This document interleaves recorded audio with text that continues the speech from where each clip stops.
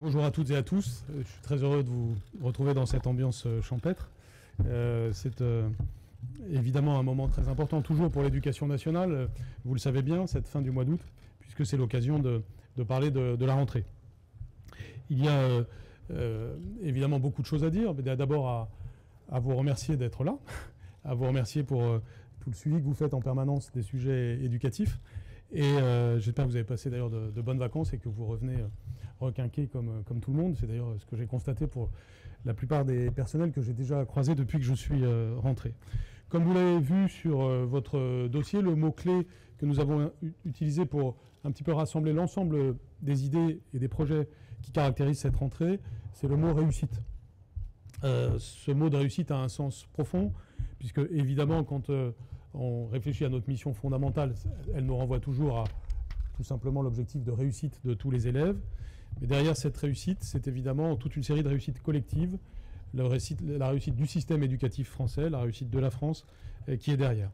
Encore une fois, le dossier de presse doit vous permettre de voir dans le détail chacun de ces points. C'est pourquoi je ne vais pas vous égrener tous les éléments, mais aller à l'essentiel. Réussir ensemble, c'est finalement ce qui caractérise notre mission, mais c'est aussi ce qui caractérise la situation de chaque classe, de chaque école. Ça fait partie des points qui sont induits par la notion d'école de la confiance, et ça commence dès l'école maternelle, cette idée qu'on gagne mieux à plusieurs que tout seul. C'est une leçon évidemment qui vaut aussi pour notre pays en général. Nous avons beaucoup de qualités, beaucoup d'atouts. L'école française a beaucoup de qualités, beaucoup d'atouts. Ce qui lui permet de passer à l'échelle suivante, c'est justement d'avoir le sens du collectif, le sens de la réussite, le sens de l'unité. Et cette unité, cette confiance, cette réussite, c'est le résultat de l'engagement conjoint des familles et des personnels du ministère de l'Éducation nationale, rassemblés autour d'une même aspiration, qui est l'élévation du niveau général et la justice sociale. Élévation du niveau général et justice sociale, vous m'avez souvent entendu mentionner ce diptyque, comme étant les deux piliers, les deux objectifs que nous visons et qui sont derrière la notion de réussite. Et ce ne sont pas des mots creux. L'élévation du niveau général, c'est que oui, nous sommes engagés vers l'élévation du niveau de nos élèves, de tous les élèves de France. Et cela va complètement de pair avec la notion de justice sociale. Parce que finalement, si je n'avais qu'une chose à illustrer, qu'un exemple à donner en cette rentrée, c'est évidemment la maturité du dispositif de dédoublement de classes de CP et de CE1. Au moment où je vous parle, c'est donc 300 000 élèves qui s'apprêtent à être concernés par cette mesure qui arrive, j'allais dire, à maturité de ce que nous avions promis. Mais le président de la République, après, vous le savez, un nouvel engagement, ce qui fait que ce chiffre, à la fin du quinquennat, sera de 450 000, puisque nous visons les grandes sections de maternelle. Mais rendons-nous compte qu'en 2 ans, nous sommes arrivés à un objectif dont la première étape a été accomplie dès septembre 2017, et que cet objectif, il illustre et l'élévation du niveau général et la justice sociale.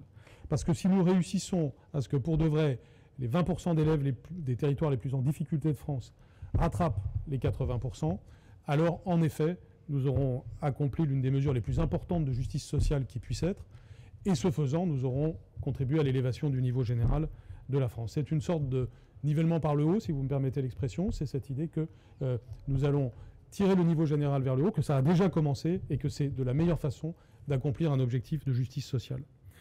Il y a évidemment d'autres mesures que le dédoublement des classes de CP et de CE1, mais selon le vieil adage cité parfois par certains d'entre nous qui est « boucher avalé n'a plus de goût », je voudrais insister sur le fait que, en réalité, ça a encore beaucoup de goût et que ça va continuer à en avoir beaucoup, surtout quand on aura généralisé aussi pour les grandes sections. De nombreux chantiers ont été ouverts, vous les connaissez, notamment au travers de la loi pour une école de la confiance qui a été promulguée le 28 juillet, après la décision du Conseil constitutionnel.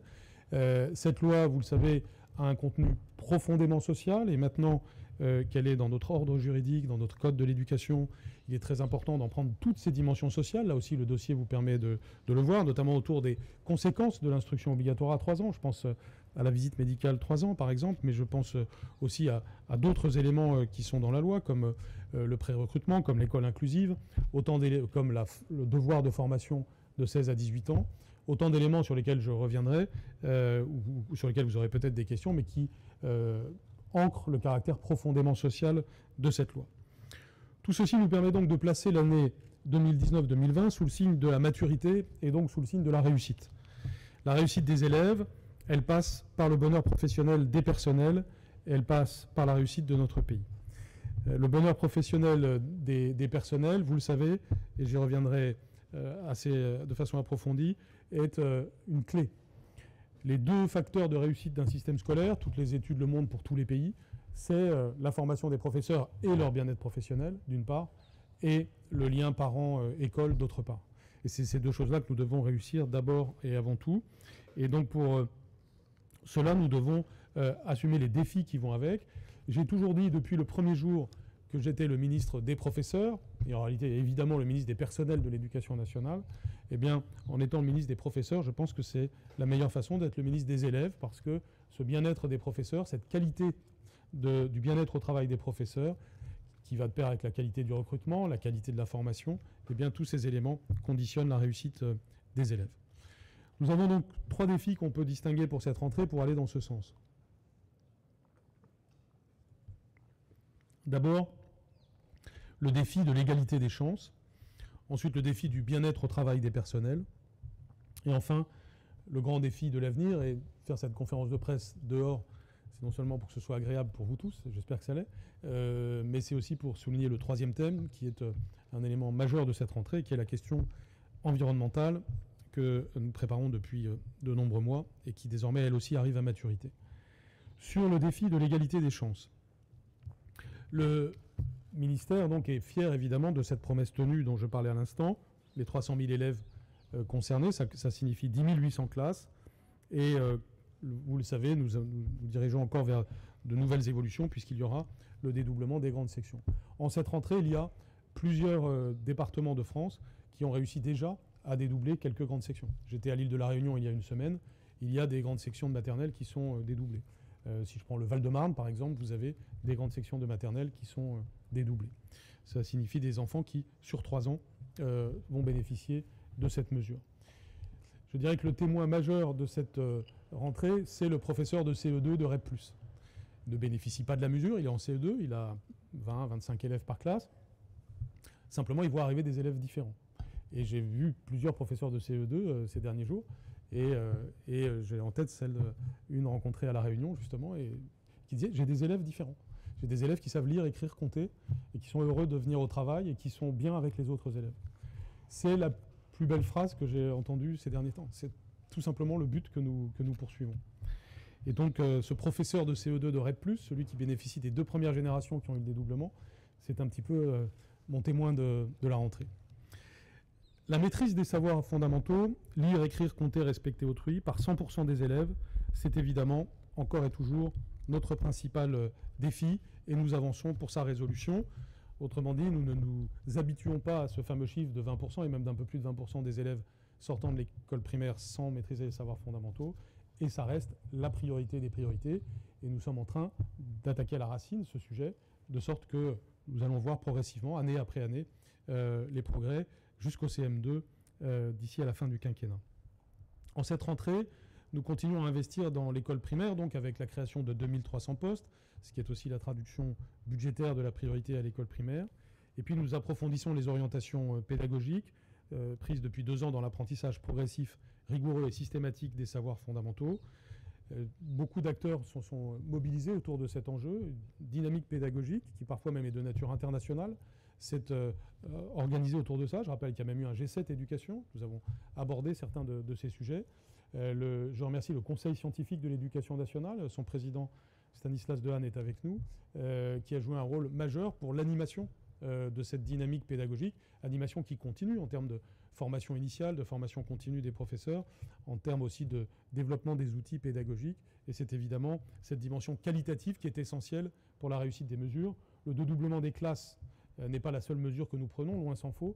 Et surtout, c'est une mesure qui seule ne peut pas aboutir à l'objectif. Elle doit s'accompagner évidemment du travail pédagogique et de cette capacité à être toujours à la pointe de ce qui marche en matière pédagogique, en associant les professeurs à cette dynamique. Et d'ailleurs, les professeurs de classe dédoublée sont à l'avant-garde de ce bonheur qu'il y a à sans arrêt moderniser son enseignement et qui est au cœur de la fonction professorale. Il y a 2 dispositions qui, d'une certaine façon, amplifient ce qui a été engagé en la matière. C'est l'abaissement de l'instruction obligatoire à 3 ans, qui permet de renforcer l'école maternelle. Là aussi, c'est un sujet sur lequel il y a du travail qualitatif pédagogique important. Je pense aux assises de l'école maternelle qui ont été à la base de l'instruction obligatoire à 3 ans et qui désormais vont donner lieu à une publication en cette rentrée, mais aussi au travail du conseil scientifique, dont c'est l'une des priorités de cette année que de travailler sur l'école maternelle et donc de fournir à tous les professeurs d'école maternelle tout le matériau qu'ils souhaitent. Et plus globalement, c'est cette priorité à l'école maternelle, cette priorité aux premières années de la vie, c'est-à-dire l'école maternelle, le CP et le CE1, qui est clairement affichée avec l'instruction obligatoire à 3 ans.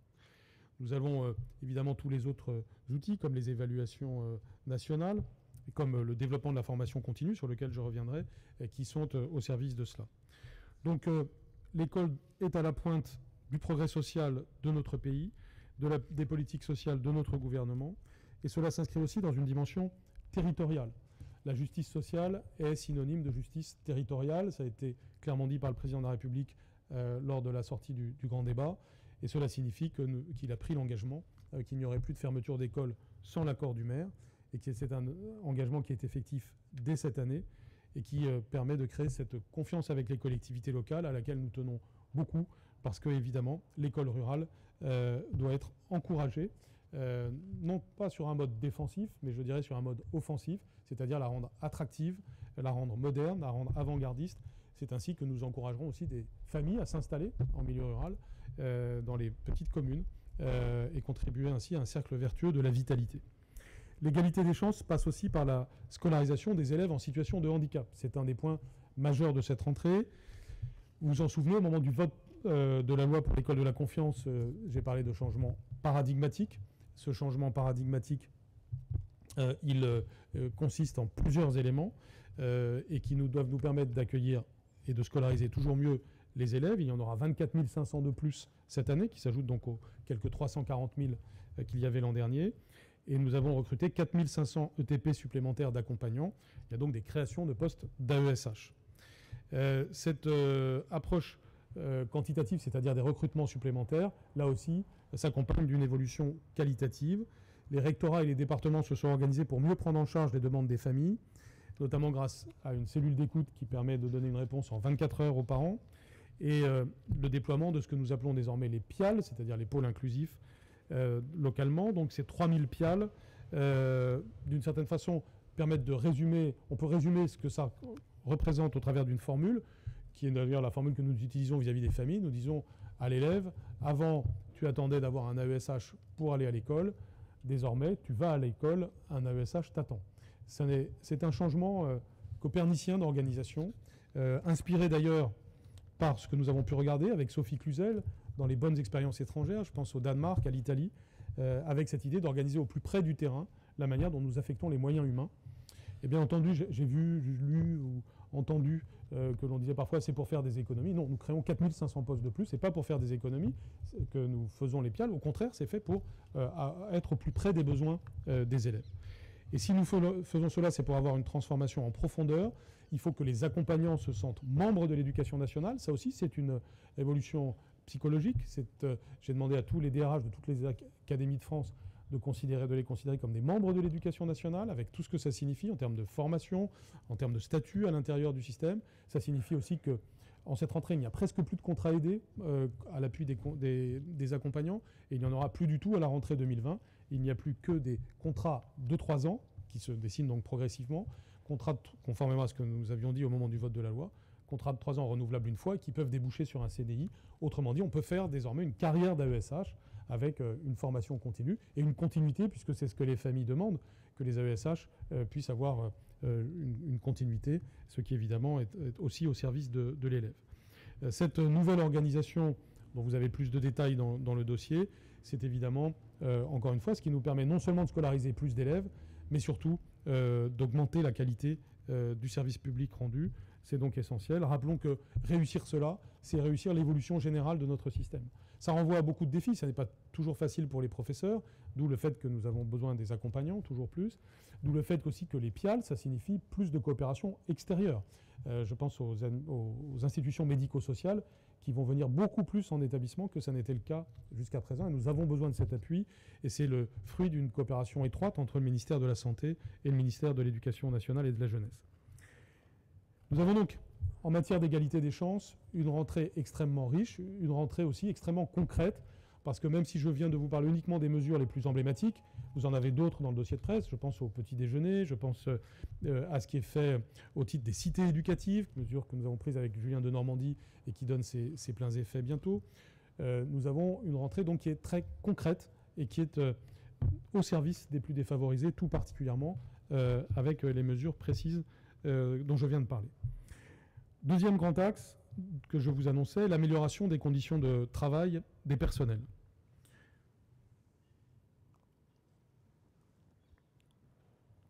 Un pays qui va bien est un pays qui fait confiance à son école, j'ai souvent dit, et cela signifie donc aussi des professeurs qui ont du plaisir à enseigner, qui ont du bonheur à aller à l'école comme les élèves. L'enquête Thalys 2018 montre d'ailleurs que la grande majorité des professeurs sont heureux d'enseigner. On a donc une base saine et solide. En réalité, il y a évidemment une passion d'enseigner qui est intacte dans notre pays. Mais il y a aussi des inquiétudes sur les conditions d'exercice du métier et nous devons impérativement y répondre. Les changements nécessaires ne se réalisent pas d'un claquement de doigts. Certains sujets ont pu avancer au cours des 2 dernières années, notamment au travers de la Direction générale des ressources humaines qui a, dans le cadre d'un dialogue social continu, abouti à plusieurs projets qui eux aussi sont à maturité en cette rentrée. Je pense à la gestion des ressources humaines de proximité, qui signifie que environ 25% de nos professeurs bénéficient dès cette année 2019-2020 d'un interlocuteur proche d'eux, sur le plan de la distance, donc proche d'eux avec lesquels ils peuvent parler de leur carrière, de leurs difficultés, de leurs aspirations. Et donc une gestion des ressources humaines de proximité, c'est déjà l'annonce du fait que nous serons de plus en plus capables d'avoir une vision non anonyme du professeur. Ce n'est pas parce qu'il y a 1 million de personnels dans cette maison que chacun est un numéro. Chacun est une personne humaine avec ses aspirations, son besoin de différenciation, son besoin de personnalisation, son besoin d'écoute, son besoin d'expression. Et tous ces éléments seront toujours plus pris en compte. Nous avons aussi besoin de travailler toujours plus en profondeur avec les partenaires sociaux. Ce travail a commencé déjà depuis jeudi dernier. Je reçois toutes les organisations syndicales et cela conformément à des engagements que j'avais pris depuis plusieurs semaines et même depuis plusieurs mois, c'est-à-dire le fait que cette année devait permettre d'avoir un suivi des différentes réformes, mais aussi l'enclenchement de nouvelles évolutions. Puisque d'une certaine façon, si on veut résumer la situation, on a d'un côté la maturité de certaines mesures, des choses qui ont été enclenchées, tout ce dont je vous ai parlé maintenant, mais aussi la loi pour l'école de la confiance, la réforme du lycée, la réforme de la voie professionnelle. Tout ceci donc nécessite un suivi, mais il y a aussi tous les enclenchements nécessaires pour le futur, et je pense particulièrement à la politique des ressources humaines, sujet qui est évidemment le sujet premier pour les organisations syndicales. J'ai donc proposé aux organisations syndicales 2 grands paquets de discussions, un qui a trait au comité de suivi sur les réformes et un autre sur les évolutions en matière de retraite et de rémunération. Sur le premier point, vous avez donc un comité de suivi sur la réforme des lycées. Ce comité de suivi est présidé par Marie-Pierre Luigi et Pierre Mathieu. Et ce comité de suivi permettra d'échanger, de dialoguer, d'apporter des réponses et le cas échéant des aménagements dans la mise en œuvre de la réforme du lycée pour tenir compte des premières applications sur le terrain de la réforme. Cette réforme fait aussi évidemment partie des très grands changements de cette rentrée. Je voudrais remercier tous ceux qui l'ont rendu possible, c'est-à-dire l'ensemble des cadres, des chefs d'établissement, des professeurs, et tous ceux qui cet été aussi ont travaillé pour que la rentrée soit réussie. Vous savez, on parle toujours d'une rentrée techniquement réussie, donc on pourra dire ça dans une dizaine de jours, lorsqu'on a réussi à affecter les professeurs au bon endroit. Mais en réalité, cette rentrée, elle est techniquement réussie à plus d'un titre, je l'espère, et je le pense, avec les éléments que nous avons. Il y a notamment l'enjeu des emplois du temps, l'emploi des emplois du temps dans les lycées, dans le cadre de la nouvelle réforme. Il y a l'enjeu des AESH dont je parlais tout à l'heure, et plus généralement, l'enjeu tout simplement d'être prêt sur tous les sujets. Le professionnalisme de cette maison se voit dans des circonstances comme celle-ci. Nous avons une réforme qui a été mûrie, qui a été élaborée, qui maintenant est prête, et qui maintenant doit se piloter en fonction d'évaluations de terrain. En cette rentrée 2019 se met aussi en place le nouveau lycée professionnel. Et donc là aussi, il y aura un comité de suivi de la voie professionnelle avec cette fois-ci présidé par Marc Foucault, qui a joué un rôle important dans les étapes précédentes, et notamment sur les projets de campus professionnels qui vont devenir une réalité au cours des prochaines semaines. Et il y a un certain nombre de réalités pédagogiques nouvelles de la voie professionnelle. Je pense à l'augmentation du nombre de cours en demi-groupe qui va offrir un meilleur encadrement aux élèves, au développement de la co-intervention, au développement de la notion de chef-d'œuvre pour chaque élève de la voie pro. Tous ces sujets nouveaux liés à la voie pro doivent être suivis. Je rappelle que sur la voie pro, nous avions là aussi un dialogue social déjà assez approfondi avec certains syndicats d'ailleurs qui avaient pu participer à certains points qu'ils approuvaient de la réforme. Et nous allons évidemment aller de l'avant pour la suite de cette réforme de la voie pro. Nous avons en cette rentrée aussi, donc au travers des deux réformes, de la voie pro et de la voie générale et technologique, évidemment des innovations qui sont au service des élèves, même si je le mets là sous l'angle des professeurs. Si vous regardez le tableau de la page 59, vous voyez notamment des éléments que nous avons commencé à donner au début de l'été, c'est-à-dire les choix des élèves en matière d'enseignement de spécialité. Ce qui vous permet de voir que les élèves se sont saisis pleinement des opportunités de la réforme du lycée. Le chiffre le plus emblématique, c'est le fait que 26% des élèves ont choisi d'associer mathématiques, sciences physiques et SVT, donc l'équivalent de l'ancienne série S.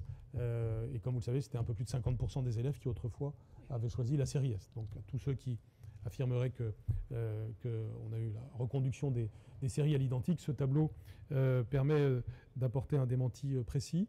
Mais le point intéressant, c'est évidemment la diversité des combinaisons et le fait que tout simplement nous avons créé une liberté nouvelle pour les lycéens, possibilité de choix. Je vous rappelle que c'est un des éléments clés de la philosophie de la réforme. Ils choisissent davantage, ils peuvent donc approfondir davantage et ils peuvent aussi se préparer davantage aux réussites que l'on veut pour eux après le baccalauréat. Pour les professeurs, c'est aussi parfois l'exploration de nouveaux programmes, de nouvelles disciplines. Et on insiste souvent là sur les dimensions pratiques, sur les difficultés inhérentes à ça. Il y a eu un travail considérable fait par le Conseil supérieur des programmes pour changer plus de 80 programmes. Mais insistons aussi sur le bonheur qu'il y a à avoir des savoirs actualisés, à avoir des nouvelles disciplines comme informatique, comme sciences informatiques et numériques, qui est une nouvelle discipline de cette rentrée. C'est plus de 2000 professeurs qui ont été formés l'année dernière pour pouvoir assurer ces enseignements en cette rentrée et de mettre ainsi la France à l'avant-garde de ce qui se passe à l'échelle mondiale en cette matière, c'est-à-dire l'arrivée de l'informatique comme une discipline à part entière, création du CAPES informatique et tout ce qui s'ensuit au sein du système scolaire. On pourra toujours insister sur les difficultés pratiques X, Y et Z, mais ces difficultés ne doivent pas nous faire oublier le point fondamental. Et le point fondamental, c'est des élèves qui ont choisi une matière qui leur plaît, qui les prépare au futur, et avec des professeurs qui ont du bonheur à se former à cette discipline et à aller aussi de l'avant vers le futur. Et je pourrais donner l'exemple d'autres enseignements de spécialité. Je connais des professeurs d'histoire-géographie qui sont évidemment ravis d'avoir à assurer un enseignement histoire, géographie, sciences politiques, géopolitique. C'est innovant, c'est passionnant, et cette passion, ils vont la faire partager à leurs élèves. Quand on parle de ça, on est au cœur de ce qui se passe pour de vrai pour et les élèves et les professeurs. Ne l'oublions jamais dans tous les commentaires que nous pouvons faire sur les réalités de terrain. Et donc on a, avec cette mise en place de la réforme du baccalauréat, en réalité une série d'opportunités de modernisation. Bien entendu, beaucoup de questions, beaucoup d'interrogations, et c'est bien normal quand il y a un changement profond. Ce serait étonnant qu'il n'y ait ni inquiétude, ni même contestation. Ça signifierait qu'en réalité, il ne s'est rien passé. Et donc, simplement, on doit pouvoir répondre à ces questions et ces éventuelles inquiétudes. Et les deux comités de suivi sont là pour ça. Les organisations syndicales, que je remercie d'ailleurs de leur engagement sur ce point, vont évidemment participer à ces comités de suivi. Et puis, nous pourrons donc avancer aussi sur le deuxième paquet dont je vous parlais, c'est-à-dire ce que l'on peut appeler l'amélioration des conditions de travail, l'amélioration de la condition enseignante au XXIe siècle. J'englobe aussi les personnels non enseignants dans cette réflexion, bien entendu.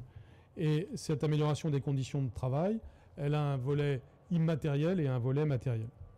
Je commence par le volet immatériel parce que dans cette maison, l'immatériel conditionne le matériel. Et qu'on ne doit jamais le perdre de vue, c'est ce que je viens d'essayer de dire avec les phrases précédentes. Le volet immatériel, il porte d'abord sur le prestige du professeur. Tout ce que nous allons dire sur le sujet est conditionné par la vision que l'on a du professeur au XXIe siècle. Et la vision que je veux partager, c'est une vision très optimiste. C'est une vision qui assume le fait que nous changeons de civilisation. Nous sommes en train d'entrer dans une civilisation ultra technologique. Cette civilisation comporte ses opportunités et ses risques, ses chances pour nos enfants et en même temps ses risques, les risques de standardisation, les risques de déshumanisation. Et face à ce risque de déshumanisation, l'antidote de premier plan, c'est le professeur. L'être humain fondamental au cœur de la formation de nos enfants. Et donc ce professeur, non seulement il ne va pas diminuer, voire diminuer sa place au XXIe siècle, mais il va être au contraire de plus en plus central. On va retrouver ce que l'on a eu à certaines périodes de notre histoire, notamment sous la Troisième République, c'est-à-dire professeur central pour les défis de notre société. Les défis ont changé, mais le professeur est de nouveau central. Et c'est vraiment la vision que j'ai du professeur, une vision que j'ai envie de partager avec l'ensemble de la société française, parce que ce que nous en pensons les uns et les autres, tous les Français, ça a évidemment un impact. Notre manière de parler du professeur, notre manière de respecter le professeur est essentielle. Et donc ce prestige du professeur est à la base de tout. Et ce rôle du professeur est à la base du tout, parce que ça fait aussi évoluer la pédagogie, ça fait évoluer les manières d'être organisées, ça fait évoluer la personnalisation du parcours du professeur. Et puis ça passe par des aspects très concrets, ce volet immatériel. C'est par exemple la protection des personnels. Cette protection des personnels, elle est, je le signale au passage, au cœur de l'article 1 de la loi pour l'école de la confiance, dans la deuxième phrase dont on ne parle jamais et qui pourtant est la plus importante, c'est-à-dire le respect dû à chaque professeur. Et donc, quand l'autorité d'un professeur est remise en cause, d'une certaine façon, c'est toute la République qui est attaquée. Et de ce point de vue-là, nous avions l'année dernière, au cours de l'année 2018-2019, bien dit que nous travaillerions pour la rentrée 2019 sur la sécurité en tant que droit fondamental qui est à la base même de notre contrat social et de la vie quotidienne de nos établissements. Il y a toute une série d'éléments que j'avais déjà annoncés au mois de novembre, notamment le fait que tout fait de violence doit être systématiquement signalé, que les victimes doivent être accompagnées. Nous nommons aussi un référent violence en milieu scolaire auprès de chaque inspecteur d'académie, afin que les directeurs d'école, les chefs d'établissement aient un interlocuteur dans chaque département. Et puis nous simplifions les procédures disciplinaires, elles sont renforcées. Là aussi, je vous renvoie à ce qui est page 88 du dossier de presse, avec toute une série de mesures, comme par exemple le raccourcissement du délai du conseil de discipline, mais aussi une mesure plus nouvelle et qui est un point très important à mes yeux, qui est d'ailleurs à rassembler avec tout ce que nous pouvons dire sur l'évaluation des établissements, c'est qu'il y aura un bilan annuel devant le conseil d'administration de l'établissement sur les mesures prises en matière de lutte contre la violence. Bien entendu, tout ça va de pair avec notre politique pour le climat scolaire, par exemple ce que nous faisons pour la lutte contre le harcèlement, mais ça va de pair aussi avec ce que nous faisons sur le plan interministériel. Et c'est cela qui était attendu et dont je voulais vous parler aujourd'hui. D'abord, dans chaque département de France, il y aura une convention entre la justice, le ministère de l'Intérieur et l'Éducation nationale sur l'accompagnement des établissements et l'accompagnement des professeurs chaque fois qu'il y a des faits de violence.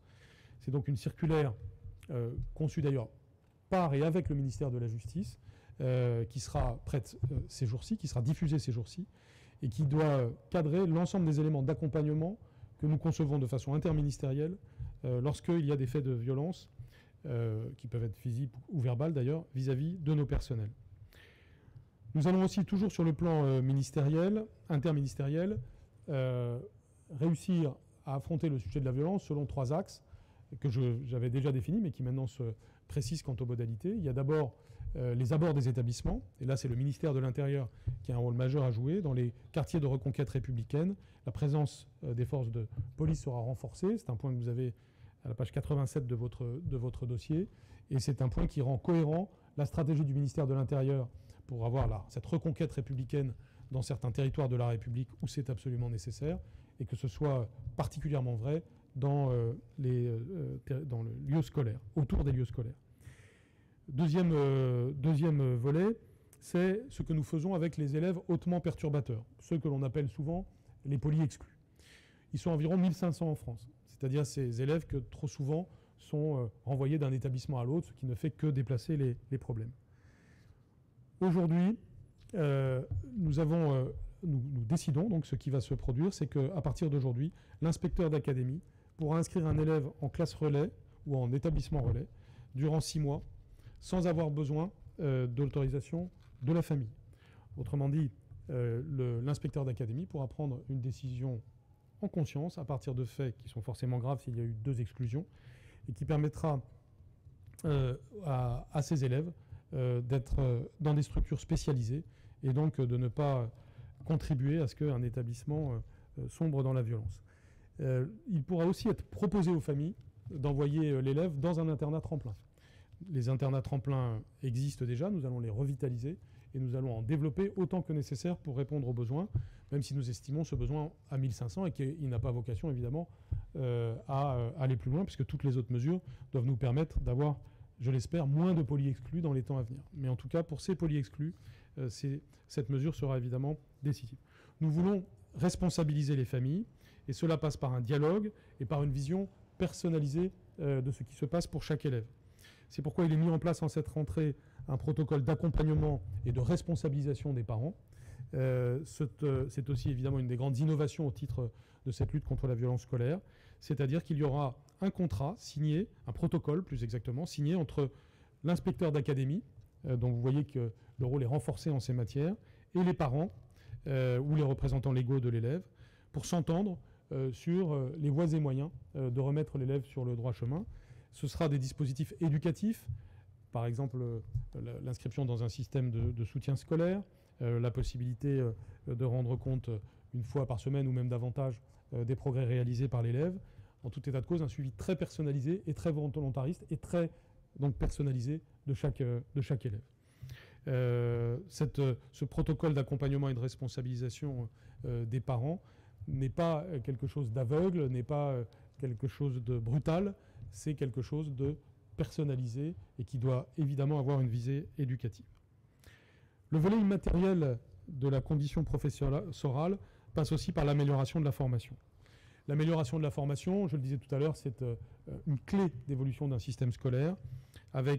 Cela passe évidemment par les nouveaux INSPE, donc en cette rentrée, comme un effet de la loi pour l'école de la confiance, les INSPE, c'est-à-dire les instituts nationaux supérieurs du professorat et de l'éducation, se déploient sur la base de ce qu'étaient les SP.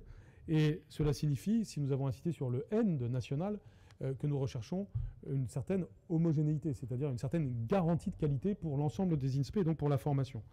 C'est une formation homogène de 800 heures sur tout le territoire, notamment insistant sur la transmission des savoirs fondamentaux pour les professeurs des écoles. Je ne reviens pas sur tous les détails que vous avez aussi dans le dossier, dont j'avais parlé pendant le vote de la loi, mais concrètement, ça signifie que les professeurs des écoles vont avoir de façon garantie une formation qui nous assure à tous que ce soit dans le domaine du français et dans le domaine des mathématiques en particulier, ce qui doit être connu l'est. Je regarde le président du conseil scientifique en disant cela parce que ça signifie qu'on doit s'assurer non seulement avec les universités et les INSPE des maquettes, mais aussi de ce qui se passe en matière de ressources humaines dans les INSPE, et que surtout c'est la mobilisation de la communauté scientifique au sens national mais aussi international qui doit nous permettre d'être désormais, dans les temps qui viennent, à l'avant-garde de ce qui se passe en matière de formation initiale dans le monde. C'est à ce niveau-là que nous plaçons l'ambition. Très souvent on se conçoit comme étant en retard. Désormais, et c'est un thème qui est porté par le président de la République, qui parle de puissance éducative, il y a par exemple certains pays qui commencent à imiter le Conseil scientifique de l'éducation nationale. Il y a des pays qui sont intéressés par nos évolutions de la formation initiale des professeurs. Nos INSPE doivent être profondément internationaux, parce que la formation des professeurs, c'est un sujet mondial. Ça ne veut pas dire standardisation de l'éducation en France. Au contraire, nous allons affirmer encore plus nos particularités, nos spécificités, mais parce que nous aurons de l'excellence scientifique à l'appui de cela. Et donc cet enjeu est essentiel. Mais il y a aussi, et c'est non moins important, la formation continue. Et c'est aussi un sujet de l'agenda social. Nous avons travaillé avec les organisations syndicales à un nouveau schéma directeur de la formation, qui est prêt, qui est là aussi le fruit du dialogue social de l'année dernière, et qui va insister sur la proximité, l'articulation entre formation initiale et continue, la diversification des certifications, le lien avec le monde académique. Toutes ces caractéristiques sont essentielles et ça doit nous permettre, au cours des prochains temps, c'est-à-dire de cette année 2019-2020, de garantir qu'un professeur, tout professeur qui le souhaite, bénéficie d'une formation continue. Et sur 3 années, on doit, en tant que professeur, avoir au moins bénéficié une fois d'une formation continue et éventuellement davantage. C'est cela qui va se déployer. Là aussi, les meilleurs systèmes scolaires du monde sont des systèmes où la formation continue est moderne et correspond à des besoins du terrain. Et on parle parfois de ce besoin d'entente accru du terrain. J'entends cette attente et je la comprends parfaitement. Et ça se joue sur des sujets concrets. Les besoins qu'un professeur exprime en matière de carrière, c'est la GRH de proximité dont je parlais, les besoins qu'un professeur exprime en matière de formation. C'est ce protocole sur la formation continue et qui est un progrès concret de cette rentrée. Donc il y a la formation continue et il y a aussi bien sûr la GRH de proximité. Et puis il y a le volet matériel, sujet dont on parle souvent bien entendu, et qui là aussi est évidemment un paquet essentiel de ce dont nous allons discuter de façon très approfondie avec les organisations syndicales. D'abord, il y a des choses déjà enclenchées. Je pense à la prime pour les personnels travaillant en REP+, c'est-à-dire environ 50 000 personnels. Vous le savez, l'année dernière, nous avions créé cette prime de 1 000 € conforme aux engagements présidentiels. Elle passe à 2 000 € en cette rentrée, qui s'ajoute aux 2 500 € environ qu'il y a comme prime déjà en REP+. Donc, travailler en REP+, aujourd'hui, c'est avoir 4 500 € de prime supplémentaire annuelle. C'est évidemment très significatif. Et cela permet de rendre attractives ces missions. Par rapport aussi à l'enjeu de mixité des générations de professeurs en REP+, le sujet dont on parle très souvent, autrement dit le fait qu'on ne doit pas avoir que des tout jeunes professeurs dans ces territoires, est évident que cette prime participe à cet objectif. Il y a aussi des mesures plus spécifiques, plus ciblées, qui contribuent à l'amélioration du pouvoir d'achat. Je pense aux heures supplémentaires et aussi à la défiscalisation, là aussi annoncée par le président de la République, qui a évidemment un impact sur le pouvoir d'achat des professeurs. Et puis plus globalement, des mesures universelles déjà décidées pour 2020, que ce soit dans le cadre de la mise en œuvre du PPCR, dont nous sommes assurés de la réalisation budgétaire. On a donc 300 millions d'euros l'an prochain qui seront consacrés à cela. Concrètement, ça veut dire 300 € annuels de plus pour chaque personnel de l'éducation nationale de France. C'est quand même un point important. Et puis, il y a aussi, évidemment, ce qu'on appelle le tendanciel. Alors, c'est un mot parfois technique dans les discussions budgétaires, mais c'est environ 700 millions d'euros l'an prochain, et qui, évidemment, vont permettre de venir en appui au pouvoir d'achat des professeurs, notamment environ le tiers des professeurs qui, en une année, bénéficient d'une évolution de carrière. C'est donc, même s'il est trop tôt pour en parler, puisque le budget 2020 n'est pas voté, mais c'est un peu plus d'1 milliard d'euros qui vont venir au service de cette politique dès 2020. Mais nous devons avoir une vision pluriannuelle et une vision qui s'appuie sur ce que le président de la République et le Premier ministre ont dit sur ces sujets. Je voudrais citer le président de la République et le Premier ministre, si vous le permettez. Sur le président de la République, dans cette fameuse conférence de presse si importante pour le monde éducatif du 25 avril. Et là aussi, je voudrais de nouveau que Boucher-Avalé continue à avoir du goût. Le 25 avril, il a dit des choses essentielles sur l'éducation nationale. Et c'est très rare que dans une conférence de presse présidentielle, l'éducation tienne une place si importante. De même d'ailleurs que dans les agendas internationaux. Donc le 25 avril, parmi les autres choses, comme ce que j'ai dit sur l'école primaire, sur le dédoublement, sur le fait que nous allons vers un système où tous les élèves de France, tout territoire confondu, en grande section, en CP-CE1, ne seront pas plus de 24 par classe. Il avait dit sur le sujet donc, des retraités de la rémunération, et donc dès à présent, progressivement rebâtir, revaloriser ce métier essentiel à la République et à la vie de la nation, qu'est l'enseignant, le professeur, le maître. La République s'est construite comme ça. Et de toute façon, en vue de la réforme des retraites que nous aurons à conduire, il faudra revoir en profondeur et revaloriser cette profession. Ces phrases sont la base de ce que nous avons à faire en la matière et du dialogue social approfondi qui commence. Le Premier ministre a prolongé ce propos dans sa déclaration de politique générale du 12 juin, où il a dit « S'agissant des fonctionnaires, par exemple, dont les retraites sont calculées actuellement sur les 6 derniers mois hors prime, le nouveau mode de calcul sur l'ensemble de la carrière et sur l'ensemble de la rémunération devra nous conduire à revaloriser les profils de carrière de certaines professions.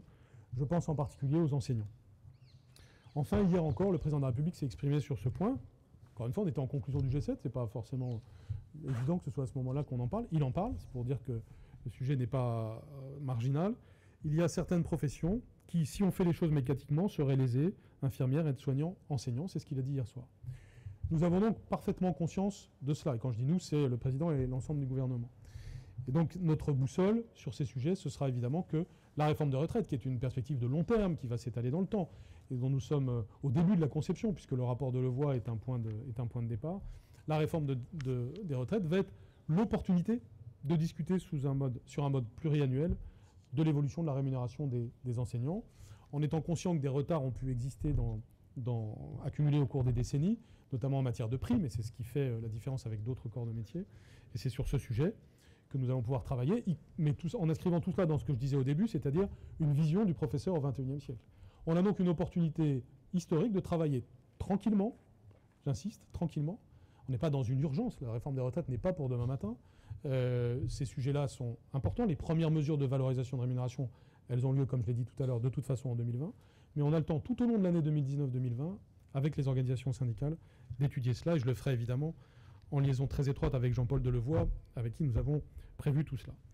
Et puis, évidemment, il y a le troisième volet dont je parlais en commençant, c'est l'enseignement au développement durable. Cet enseignement au développement durable, nous devons l'inscrire évidemment sur cette immense priorité pour l'humanité qui est l'enjeu de l'environnement, et aussi dans cette priorité nationale qui est pour nous, Gabriel Attal et moi, la question de l'engagement. Nous devons évidemment valoriser l'engagement de nos élèves. Ils ne demandent que ça, si je puis utiliser cette expression, nos élèves, et ce, dès l'école primaire. Et nous avons des systèmes éducatifs dans le monde qui font ça beaucoup mieux que nous. Et d'ailleurs, notre système éducatif a probablement fait ça mieux qu'aujourd'hui dans le passé. Nous devons retrouver ce sens de l'engagement, c'est-à-dire la mise en action des élèves pour quelque chose qui les dépasse, pour autrui et pour la planète. Et donc, ce que je vais dire maintenant sur l'engagement pour l'environnement, c'est à la fois le fruit de ce que nous disent les élèves et le fruit d'un besoin social, et je dirais même anthropologique profond, qui est le collectif. Finalement, je le disais tout à l'heure, mais c'est l'individualisme, notre principal adversaire. Et c'est chez nos élèves, dès l'école maternelle, que nous devons commencer à enclencher cet esprit collectif, cette capacité à travailler à plusieurs. C'est ça aussi l'école de la confiance. Et donc, cette question de l'environnement est évidemment essentielle. Cette question de l'environnement, nous la travaillons là aussi depuis 2 ans fortement. Et l'an dernier, vous vous en souvenez, nous avons fait en sorte que la mobilisation des lycéens, qui était une mobilisation internationale, la mobilisation de la jeunesse autour des enjeux du climat, le 15 mars, soit utile, serve à quelque chose. Pas seulement à alerter, mais aussi à travailler et à s'engager. Et les lycéens ont répondu très fortement présents à cela. Vous vous en souvenez, il y a eu les réunions dans tous les lycées de France que nous avions encouragés, des délégués lycéens, et donc l'ensemble des lycéens, et puis ensuite par région, donc par académie, puis à l'échelle nationale, ici même, nous les avions réunis pour aboutir à 8 recommandations. Ces 8 recommandations, nous vous les avons reproduites dans le dossier, et elles sont notre feuille de route. Ça n'était pas fait pour simplement avoir quelques idées. C'était réellement la définition d'une feuille de route. Et cette feuille de route, elle est notre programme 2019-2020 en la matière. Nous voulons faire de l'éducation nationale le fer de lance des politiques environnementales et de la mobilisation sur les enjeux non seulement du climat, mais aussi de la biodiversité, qui sont des enjeux essentiels. C'est aussi pour cela symboliquement que je vous réunis devant ce platane pluriséculaire, qui a l'âge de ce bâtiment, qui a 250 ans. Mais vous avez un ginkgo biloba qui, lui, est tout récent, qui a été planté tout récemment. Et vous avez, pour les plus amateurs, vous pourrez faire le tour du jardin. On le doit à mes prédécesseurs, notamment à Jack Lang, les bambous qui sont ici. Quelques insectes qui continuent à vivre ici. Mais cette biodiversité, nous devons la faire vivre dans les 60 000 implantations de l'éducation nationale. Celle-ci est une parmi les 60 000. Et donc, nous allons mettre en action l'éducation nationale. Et quand vous mettez en action l'éducation nationale, ça signifie que vous reposez sur 12 millions d'élèves, un peu plus, presque 13 millions, et 1 million de personnel. C'est donc évidemment essentiel. Et c'est là que la fameuse métaphore du colibri prend tout son sens. C'est une métaphore désormais assez connue, qui repose sur cette idée que seuls nous pouvons nous sentir un peu impuissants par rapport à ces immenses enjeux, mais que si évidemment nous réussissons à nous unir et à agir, chaque colibri qui dépose une goutte d'eau va contribuer à éteindre les incendies. 12 millions de gouttes d'eau, c'est déjà plus du tout une goutte d'eau. Et on fera mieux que des gouttes d'eau. C'est pourquoi, devant les recteurs, j'ai dit nous ne sommes pas, nous l'avons d'ailleurs, je pense, jamais été, mais nous ne sommes pas un mammouth. Cette expression est désormais derrière nous. Nous sommes un peuple de colibris. Nous sommes la souplesse. Nous sommes la capacité à mobiliser les élèves pour des objectifs qui nous dépassent tous et qui sont essentiels pour l'avenir de l'humanité. Et donc cet engagement, nous allons le provoquer de manière extrêmement concrète. Là aussi, vous le voyez justement dans votre dossier. Je voudrais insister sur certains points. Il y aura 250 000 éco-délégués, autrement dit un délégué par classe en France, au collège et au lycée. Cet éco-délégué contribuera à ce qu'il y ait des actions pour l'environnement dans la classe. Ce sont des choses très simples. D'abord, vous le savez, si on éteint bien la lumière tous les jours, si on fait des petits actes du quotidien en matière de tri des déchets, en matière de gestion responsable du papier, en matière de limitation des usages du plastique, dans la lignée de l'action de Brune Poirson, d'Emmanuel Vargon et aussi maintenant bien sûr d'Elisabeth Borne, ces actions du quotidien vont évidemment avoir un impact environnemental. Nous ne partons pas de zéro, nous avons déjà des établissements modèles en la matière, simplement nous voulons maintenant que ce soit le cas partout. Ils réfléchiront aussi à l'échelle de la classe, de l'établissement et au-delà, aux projets possibles pour favoriser la biodiversité et lutter contre le réchauffement climatique. J'appelle ainsi de mes voeux l'existence de potagers autant que possible dans l'ensemble des écoles primaires, mais aussi évidemment autant que possible dans les établissements de l'enseignement secondaire. C'est un sujet évidemment à voir avec chaque collectivité locale, mais je sais à quel point elles sont engagées sur ce type d'enjeu. C'est les plantations d'arbres, c'est la revégétalisation. Nous allons piloter cette politique, je m'en occuperai personnellement. Nous le ferons aussi sur un mode interministériel. Nous le ferons aussi dans une confiance étroite avec les collectivités locales. Nous allons faire évoluer dans un sens encore plus fort le label E3D, qui sera un label intelligible par tous et qui sera très complet, c'est-à-dire un label qui permet à un établissement de s'assurer que sur tous les volets du développement durable, une politique est menée. C'est donc pas seulement nos programmes scolaires qui évoluent, ceux du lycée ont déjà évolué grâce au Conseil supérieur des programmes pour intégrer les enjeux profonds des enseignements qui vont avec cela, y compris d'ailleurs les enjeux de formation de nos élèves aux métiers qui correspondent aux métiers de l'environnement, mais aussi le travail qui sera fait à l'école primaire et au collège, puisque j'ai saisi il y a quelques semaines le Conseil supérieur des programmes sur ce point précis.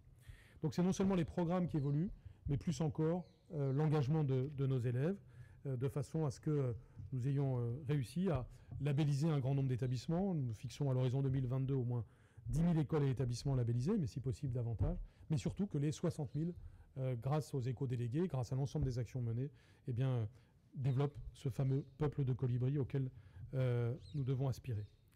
L'école de la République, et je terminerai par là, doit permettre aux élèves de relever les défis individuels et collectifs de notre siècle. On en a un bel exemple avec l'environnement. Il y en a d'autres, avec d'autres sujets. La grande question qui nous est posée, c'est comment est-ce que ce monde de plus en plus technologique peut être un monde de plus en plus humain. Ça passe par la réussite de nos élèves, ça passe par leur engagement. Sur les sujets de l'environnement, nous ne voulons pas une génération de pessimistes déprimés. C'est évidemment un des risques. Nous voulons une génération d'acteurs, de gens qui prennent leur destin en main, et ils l'ont montré magnifiquement le 15 mars et dans les jours et les semaines qui suivent. On a donc là un potentiel d'action, mais je veux dire un potentiel d'optimisme auquel je tiens beaucoup, parce que c'est ce dont nous avons besoin aussi, c'est l'esprit collectif et l'optimisme. Et bien c'est avec cet esprit collectif et cet optimisme que je débute cette rentrée 2019-2020. Merci beaucoup.